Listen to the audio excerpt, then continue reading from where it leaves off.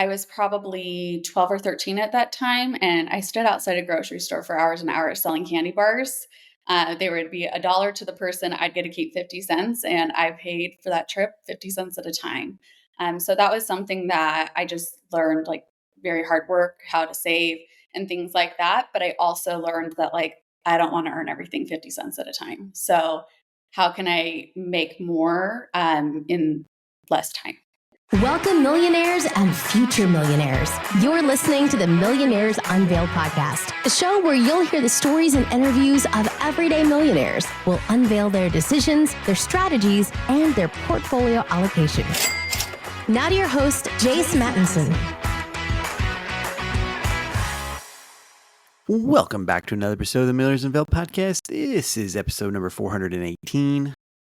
This is the podcast where we dive deep into the inspiring stories of self-made millionaires from all walks of life. We are your hosts, Jason and Stacy, and each week we uncover the strategies, setbacks, and turning points that led these individuals to financial freedom. Whether you're just starting out or looking to level up your wealth building journey, join us as we share the secrets and wisdom from those who have built their fortunes from the ground up. Get ready to learn, be inspired, and take actionable steps towards your own success. Listening to the Millionaires Unveiled podcast with my dad, Jace Madison, and my mom, Stacy Madison. Awesome. If you'd like to be on the show, send us an email, millionairesunveiled@gmail.com. We're always looking for new, great, entertaining guests willing to share their stories. And as always, for our listeners, I've seen a few comments. It's completely voluntary. So, yeah. And I mean, obviously, we'd love to have a great, broad group of millionaires, but at the end of the day, it's up to those that would like to come on the show if they're willing to share their stories and their numbers and all the details. So we appreciate all those that have done so thus far, and continue to look for additional ones who are willing to do so. So with that, today we've got Tiffany. She's got a net worth of $2 million. She's been in sales, and has a great perspective on, putting your money where things matter. In fact, she's got a lot of money and wealth tied up in a primary residence, which we get into the details of how that came about and why, and kind of the thought process behind that. And it's pretty unique compared to most of our guests. So and she doesn't live in a high cost of living area either, traditionally anyway. So without any further delay, let's get right in the episode with Tiffany. Tiffany, do you want to just give us about your background or what you're up to now? Yeah, so Tiffany Morgan, I'm a wife and mom of 4. I currently am a senior manager of customer success, and that's where I spent most of my career, is in customer success. Nice. Well, you dropped about 2 lines there, and that is a lot of information and definitely packed. So we're going to get to the bottom of 4 kids, big career with customer success. But before we do, what's your net worth today? I'm just a little over 2 million. Nice. And how is that broken up? So about half is in our primary residence, and then the other half is in a mixture of mutual funds, retirement accounts, and then some cash. Nice. Let's start with the primary residence. So you got about $1 million in the primary. Did you buy that in cash, or have just paid down the mortgage, or is that completely paid off, or what's the story there? Yeah, so we've done a little bit of rollover from house to house. So it's probably helpful to give a little bit of background about myself or my family. So my husband and I actually met when we were 16 and got married at 20. When we got married, we both are savers, which I know is kind of unusual in relationships. So we graduated high school in 2007, which is kind of a big year in finance. So a lot of houses were going on the market and we're going into foreclosure. So we were young 20-year-olds that thought, let's buy a foreclosure. We both were working full-time and in school full-time, and decided that was something to take on. I don't know that was like the clearest of decisions, but it panned out. We bought a house for cheap, put a lot of effort into that really ugly house, and had really good equity in that. So when we graduated with our undergrads, decided to sell that house and buy another house closer to where my husband was going to grad school and where I was working at the time. Um, Bought well with that house, so rolled that over into the next one. We lived in Utah at the time. When we finished grad school, moved to Texas. And Texas, kind of in 2020, was really going crazy in the market. So also did really well on that house. So kind of a mixture of rolling over good purchases and equity in homes and also paying down the mortgage. So our home today is worth closer to 2 million. So we've got about half of it paid off and half of it in equity. Each time, have you put all the proceeds from the previous house that you've been rolling into the next one, or have you kept some on the sidelines in cash, or have you just continued to put that into the houses? Yeah. Second house, we kept a little bit on the side because we didn't want to do student loans for grad school. In our undergrad, we both had jobs that did tuition reimbursement. So we were able to get through our undergrads without any debt. Wanted to do the same with grad school. So kept a little bit on the side to get us a head start and then put the rest in. So we just did 20% down on that property. And then this last house, we kept a little bit on the side because we wanted to do a pool and stuff like that. So did that cash on the side. Figured we were going to put it into the house anyways. So interest rate was low. Kept a little to the side to do that instead. Talk to us a little bit. We've had a few people that have done this, and I know it's common in higher cost of living areas, especially the last probably decade or so, to do this and roll equity. But what is it like emotionally going with that kind of a check each time and putting that much down on your next house? I I feel like my husband laughs at me all the time, but I feel like money's fake. Like it's so virtual now. Like if I had cash in my hands, I think it'd be much more emotional, but it's just a moving number on the computer a lot of the times. So we never had a check, like even with that. Like that all went through the mortgage companies and bank wires and things. So emotionally, I feel detached. It was kind of house money and it just moved to a different house. Gotcha, gotcha. So let's talk about the rest of the other million. How much do you have roughly in retirement accounts versus cash versus kind of the other asset classes you mentioned? Yeah, I think we've got about 70,000 in cash. That's because we're looking at doing some private investing, so kept a little bit there. I think a couple $100,000 is in mutual funds, and then the rest is in a Roth IRAs and 401ks. And do you put that in index funds or bonds, or how's that invested in the Roth Uh, IRAs? it's mostly the mutual funds. We'll do like small cap, large cap, and international. And we've got financial advisors now that manage that for us. I did it early on, but with the 4 kids, have decided I'll let someone else do that. Yeah. And have you maxed those accounts out each year, or what's kind of the strategy around getting in and building it to where it is today? Yeah, so we actually didn't start investing into our retirement funds until post grad school. So it's just been the last 6 or 7 years. And we've maxed them out every year. We both get matching for our 401ks from our employers. So we wanted to at least get that minimum with them, but have just chosen to max it out to do a little bit of the catch up for the time that we weren't doing it while in school. And do you invest in a Roth 401k, or do you do a Roth IRA outside of what you do with the match with your employer? Yeah, I've got a Roth 401k with my employer. My husband doesn't. So his is just traditional. And then we do the Roth IRAs separately and max those out each year. And you've been doing that ever since grad school, so call it a decade plus now? Just the last 6 years. Yeah, I Okay. think we 7 years maybe. Okay, cool.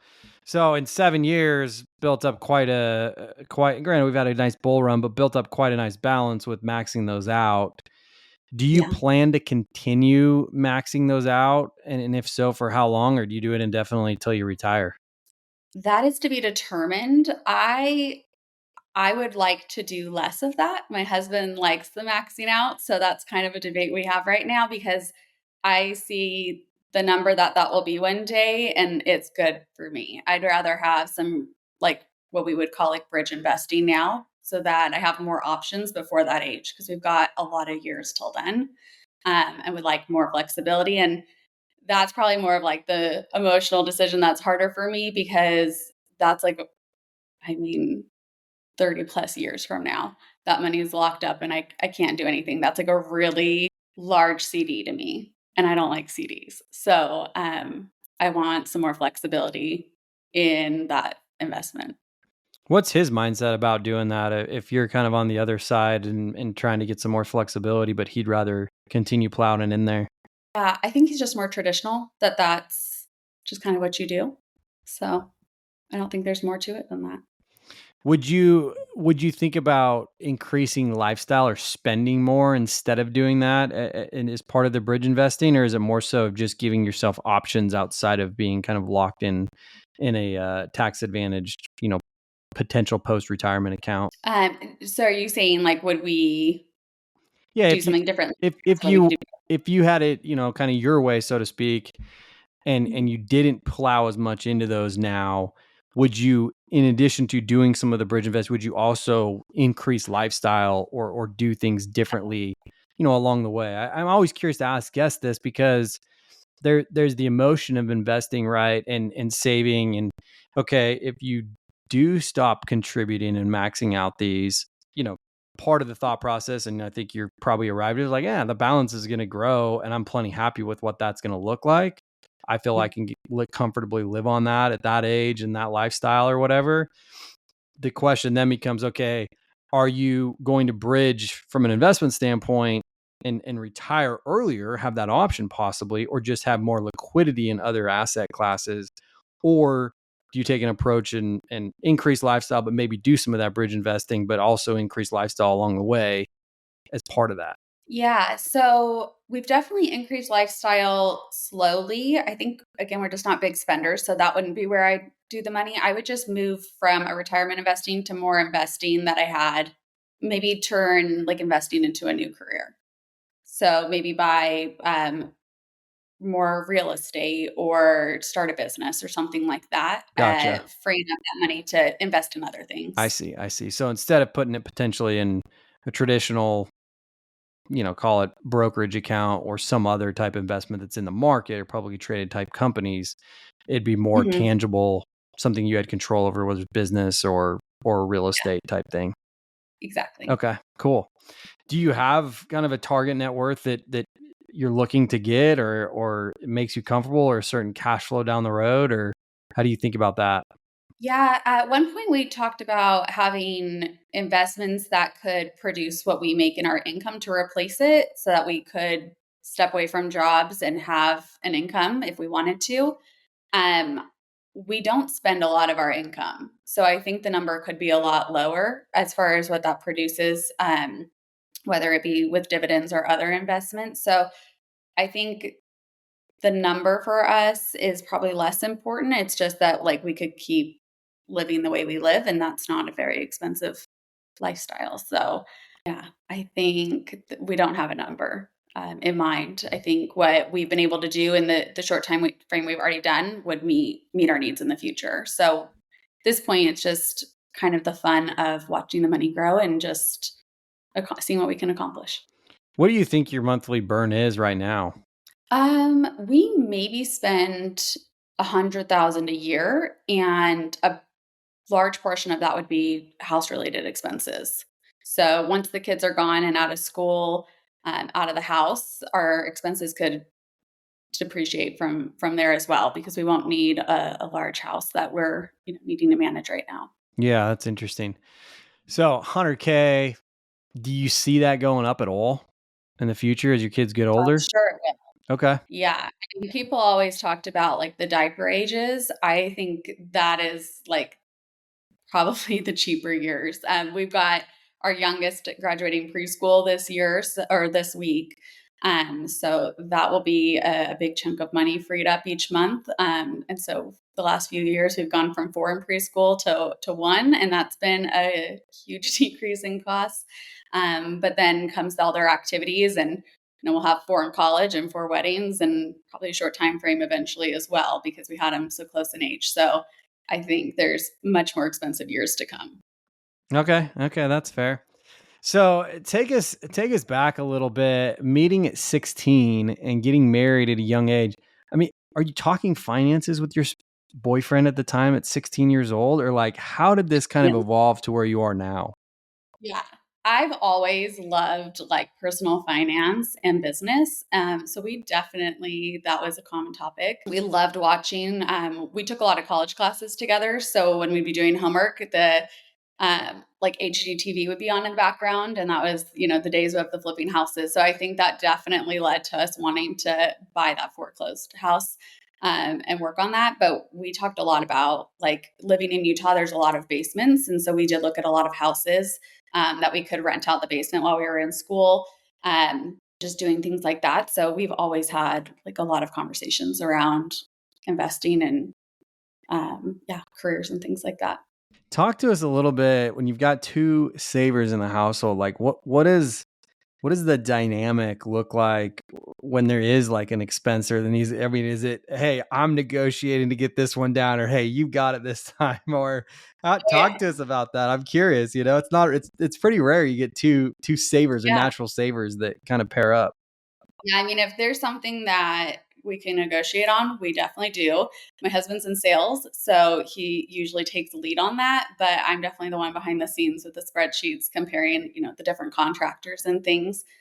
We still do a lot of stuff ourselves. Like we could hire it out, but if we have the skills and can do it, like there's definitely times where we just take it on. But yeah, we definitely are the people that put lots of things in the cart, and by the time you get to the cash register, have talked ourselves out of it.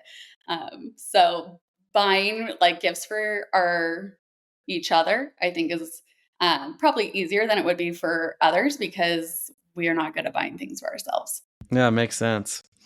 So I'm curious, as you're thinking through possibly having more discretionary to put towards these other investments down the road, business, maybe real estate.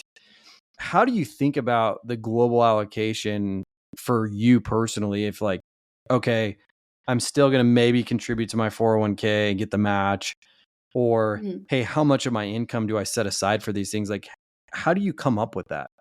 Or how have you thought through that?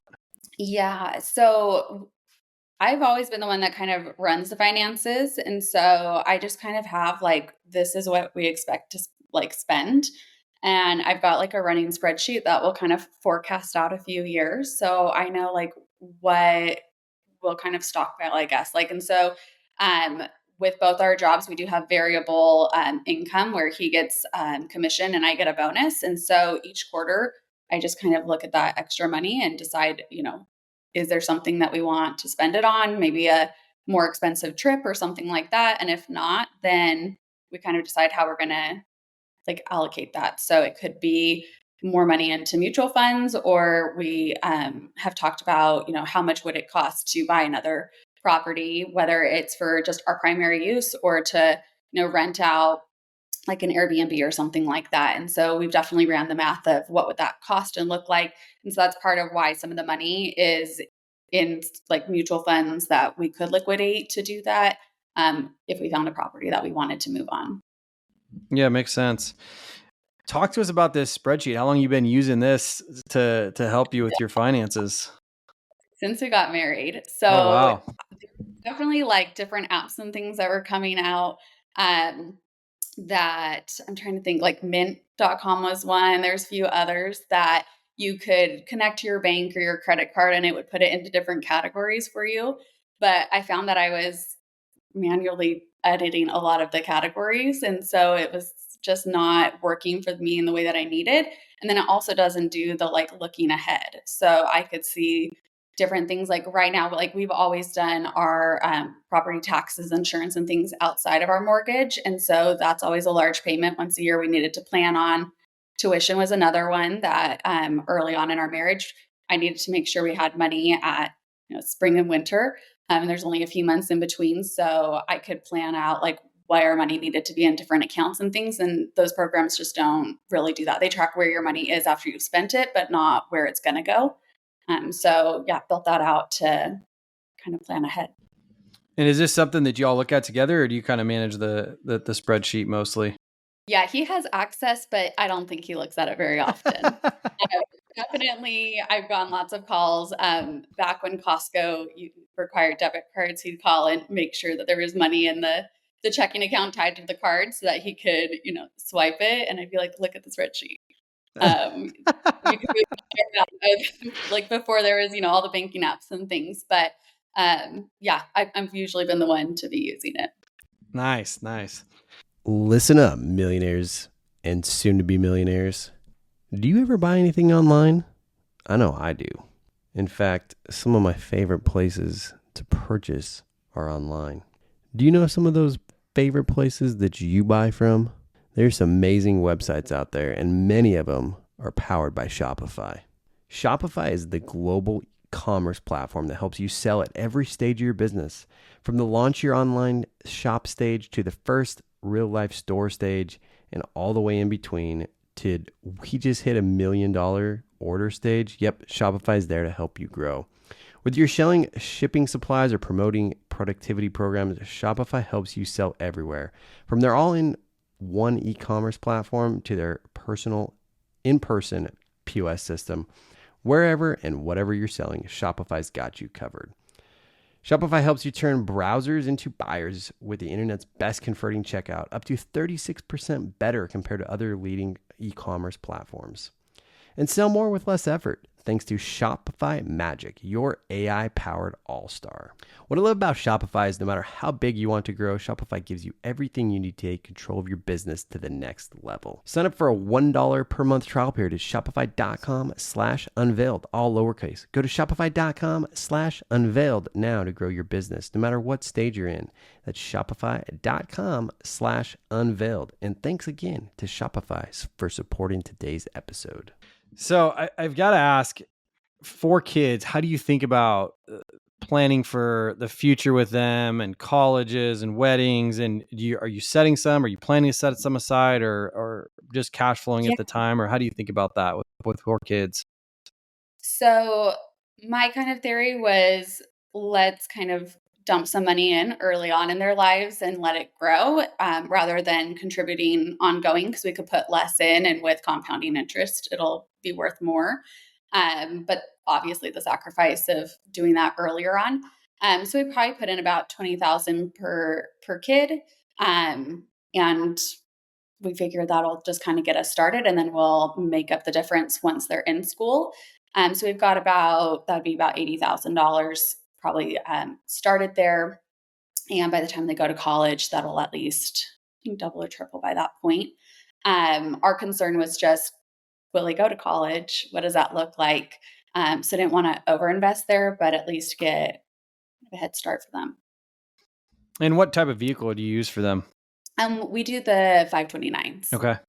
And you put the lump sum in when they were born, or 2, or how old? Yeah, it would have been close to being born. So my oldest we had while my husband was actually still in grad school, actually my first 2. And so we didn't do any of that kind of investing until after grad school. So for them, they were probably 3 or 4 when we got started. And then the other 2, we started once they were born. Okay, cool. Do they, do you talk to them about that fund, or not really yet? Yeah. Yeah, they're very aware. We both grew up with parents that didn't talk a lot about money. And so I want that to be different for my kids, so that they have at least a basic understanding of how money works and how things are spent. So they're very aware that there's college funds. We talk about how that compounding interest works, how that's going to grow, just like they're growing. So when they get to college, it'll be ready for them. And then also let them know, like, that money can be used for other things than just like your undergrad. If you get scholarships, dollar for dollar, you can pull that out tax free. So try to get scholarships and you can use this money for something else, or you can roll it over into grad school, because we've got a few. One talks about being a doctor, and I'm like, you've got years till that decision has to be made. But if that stays your choice, that's a lot of schooling. So maybe that's better spent later on and letting that grow in grad school. So we talk a lot about how that money can be used, but also like the decisions that they'll have to make when college comes, of what school you go to is just as important as what degree you decide to go with. And, that evaluation process. My oldest is 10 and he just went to like a robotics conference with my dad, and there was a bunch of college booths there, and he was asking lots of questions about financial aid and, what is your enrollment rate like? What kind of job perspectives do you have coming out of it? And so I think they're just learning that those are questions that are important. And so it's a very open conversation for us of things we wish we would have known sooner on in our lives. Yeah, I'm curious. You mentioned that you didn't have an open discussion in your household, but you definitely, it seems as, having these conversations with your husband at 16, getting married at 20, having the spreadsheet, that the interest level is there. But talk to us a little bit about the upbringing and not having, I guess, such an open, discussion and dialogue around finances, and then kind of what did that morph into for your husband? And granted, maybe he had a different experience. I don't know. You could shed some light on that too. But how did Yeah. that kind of morph into to your decision making, and wanting them to have a little bit more, insight into that stuff? Yeah. So my upbringing, I had a stay-at-home mom, so no income there, and no college education. My dad, he was self-employed. And so there was no, salary, there was no retirement, nothing like that, and a variable income. And so my mom budgeted for our family, but it was very much you didn't know what was coming in each month. And so our needs were always covered. But I think that was something early on I wanted a regular income, and I wanted to have like consistency and control. So that was something early on that definitely mattered to me. They definitely had a big focus on wanting to pay off their house so that by the time we got to college, they wouldn't have that expense and could help if needed. And so that was a big thing. And they paid that off close to the time that I got married. And so that was a big celebration we could be part of. But outside of that, we really didn't talk about what they would be saving for or how they were doing things. So it was always kind of a mystery. But I was always responsible for paying for a lot of things growing up, that they felt that if we paid like half for a school trip, that we would have more like that we would gain from that experience. So in middle school, we had an exchange program where you could go to Japan. It probably was like $1,000 or $2,000 to go, because definitely the airfare probably would have been up there. But then we stayed with the family. I was responsible for paying for part of that. And so I was probably 12 or 13 at that time, and I stood outside a grocery store for hours and hours selling candy bars. They would be $1 to the person. I'd get to keep 50 cents, and I paid for that trip 50 cents at a time. So that was something that I just learned, like very hard work, how to save and things like that. But I also learned that like I don't want to earn everything 50 cents at a time. So how can I make more in less time? Interesting. And how is that dynamic with your husband and his upbringing? Yeah, I think his was similar in that like they did not talk about finances a lot. His mom was a school teacher, and his dad had multiple kind of careers, also probably more of like a variable income on his end until my husband was older. And so I think it was just kind of like when you got to be an adult, it was kind of like you can figure it out. And so we paid for like all of his schooling and things like that. So um yeah, we just kind of knew like we needed to be responsible. No one was going to pay our bills or take care of those things. And we were going to do that. Good for y'all. And y'all work full time too, all through school? Yeah. Wow. Yep. Full time. That's how you get the full tuition reimbursement. You work part time, you only get part of that. And then the more credits you take, it's a sliding scale too. So we took 21 credits at one point because it's the most they would allow you to take, and it would make it the cheapest credit. So I could get Wow. more classes that way. Wow, good for y'all. Well, let's wrap up with some rapid fire questions. What's the most expensive pair of pants or shoes that you purchased? Oh, maybe $100. Yeah, big spenders over here. We've already heard it, so Yeah. I'm not surprised. I should ask, what's the biggest item that you've splurged on? Oh, okay. A few years ago, after we'd hit the $1 million, I had always wanted a designer purse. And we were in Portland and they don't have sales tax. So I decided that was the time to do it. So I bought a designer purse there. Well, I actually bought two because I'd been eyeing it for a while. And I decided if I was going to do it, I'd talk myself out of it for probably a few more years. So I did buy two purses then, several $1,000s. So And you saved the 6 or 8%, depending on where you're at on the sales tax. So that'll pay for the dinner, right? To celebrate too. Nice. What about the most expensive meal out? I would say it's probably a few $100s. The kids like to go to hibachi for their birthday, so kind of made that a tradition for us. Okay, cool. What about the most expensive car? So we're not big car people. 4 kids means you get a van or an SUV. So we got a van. We like the sliding doors at this phase of life. So I mean that's probably 40-ish thousand. My husband's got a truck, similar probably price point.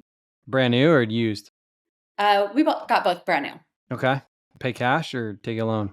We did cash on his. I don't remember why, but we got a loan on mine. It was low interest rate, and I think just we kind of go 50-50 on that sometimes with, Okay. with different things, whether we get a loan or not. So yeah, I think we owe a couple $1,000s on that still. Okay.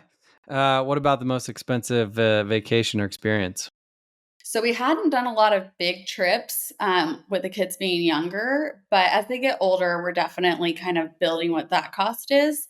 I'd say probably around $7,000.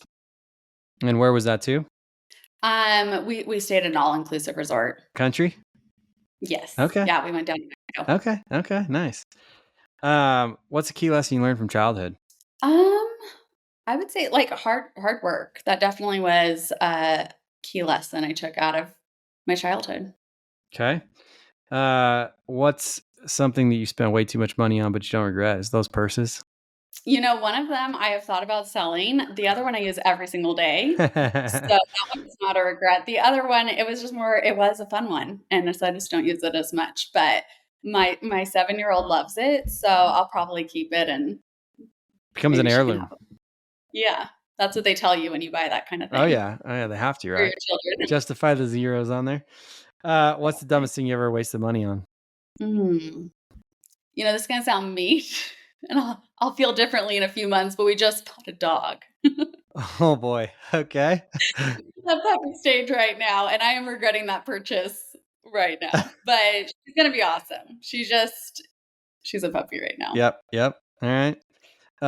What's the financial habit that you've changed the most, do you think, since you became a millionaire? So I try to, like I said, we like to do things ourselves when we can, but I'm learning that my time is better spent on other things. I'd like to be with my kids more. I'd like to, just certain things I don't like doing. Just hiring that out more. I think that's a better use of kind of spending some of that money, and I can keep stacking it up, or kind of splurge on some of those things. Okay. What was your first job? Or how'd you So make my your first first, buck? probably was doing like the candy bars, babysitting. My first professional job was in high school. I worked at a doctor's office. Okay. You remember how much you made? Very little. I mean, it was probably like $6 an hour. Oh wow. All right. Yeah, that's state minimum or whatever, right? Probably. Yeah, whatever that was, that's what I was getting paid. The minimum wage. All right. Back then though, you'd buy what?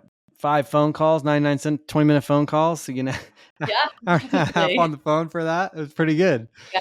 Most people Yeah. probably listen to this podcast don't even know what payphones are nowadays, but back in our day, we're not that old. Yes. But that was a big deal. You Those buy a didn't 20-minute phone exist. call for 99 cents.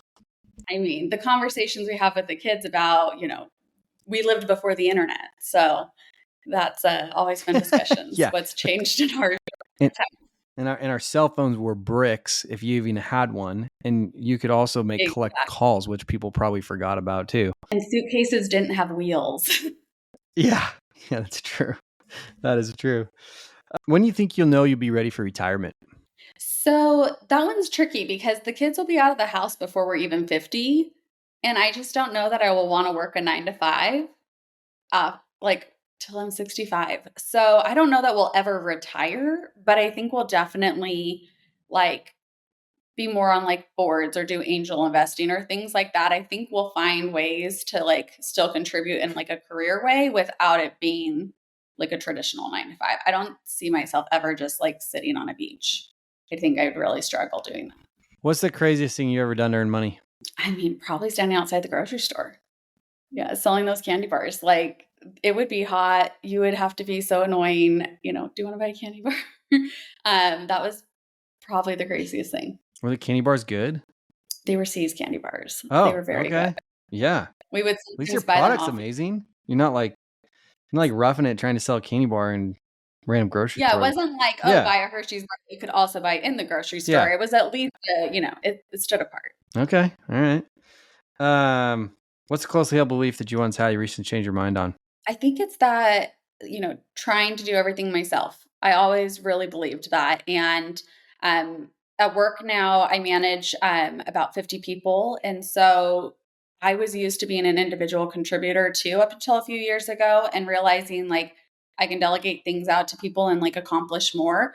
I'm realizing the same is true in my personal life, that I can trust other people to do these things and like the job does get done. Okay. What was your GPA in college?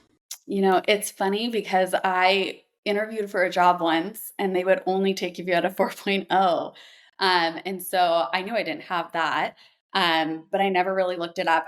It was definitely a 3 point something, but I would guess like I was typically a B kind of student. So Okay. I'd say low 3. Yeah. On a scale of 1 to 10, how much do you love your profession? I really do love it. I get to work with like customers every day solving complex problems. And I really like for a time I thought I would just be a stay-at-home mom, but I really love the challenge that my job gives me. All right, this question's gonna be tough for a saver, but you've got $10,000 shopping spree. Where are you going to spend it on what? That is tough because I just don't like shopping. My son asked me the other day, if you won $1 million, what would you do with it? And I think I would invest before spend. If I really had to spend it, though, if I was limited to that, I probably would spend it like on a trip. I really like spending money on like experiences and like getting away from like the everyday kind of mundane tasks. Do you have anything on the horizon on the bucket list? So the kids next year, they've got a longer than usual spring break. So we've been talking about going over to Europe because they can tolerate longer flights now. And we just went to a museum the other day and they definitely were like more interested. So I think some more like international abroad trips are definitely on the horizon. My oldest also is obsessed with Japan. So we've talked about doing that in the near future. So I think just a lot of travel is really what's on my list. Any last words of advice for somebody who's just starting out on their journey? I think just small changes every day like really do add up. They feel probably inconsequential in the moment, but I would say just make those small changes, keep learning. My husband chose the path of going and continuing his education. I didn't, like in a formal capacity, but I read constantly. I listen to the podcasts, I read books, watch YouTube videos, like constantly learning. And I think there's just so much value that's out there today that, you can better yourself. And so I think those are the things I focus on. Any specific books that have been critical to your success or some of your favorites that you'd recommend? Yeah, I definitely am more into nonfiction. There's a couple books I've read recently on like tax strategy for rental properties. When you're a W-2 employee, you're limited on like write-offs at our income bracket. So trying to see like different ways. So yeah, I think it's called like the book on tax strategy. That was a recent one I really enjoyed. Do you spend any time watching TV during the week? A lot. I do love TV. That's what I do before I go to bed every night. What's the guilty pleasure show or shows? It varies. I love, trashy reality TV, but I also love like a good crime documentary. I have a really hard time even just like working in silence. So I do listen and watch a lot of like court trials as well, like that are broadcast. Interesting. So it really, You're a perfect person to ask that question to. It's always on my mind. Like we get all these questions from listeners and stuff. I'm like, millionaires really just like sit and read all day. They watch TV. I'm like, no, they do everything. Like they really do. we watch Keeping Up with the Kardashians, just like the rest of you. Real Housewives. All of those. I keep up with them. Oh, that's awesome. Great. Well, that's Tiffany with net worth of $2 million. Thanks for on the show today. Yeah, absolutely. Thanks for having me.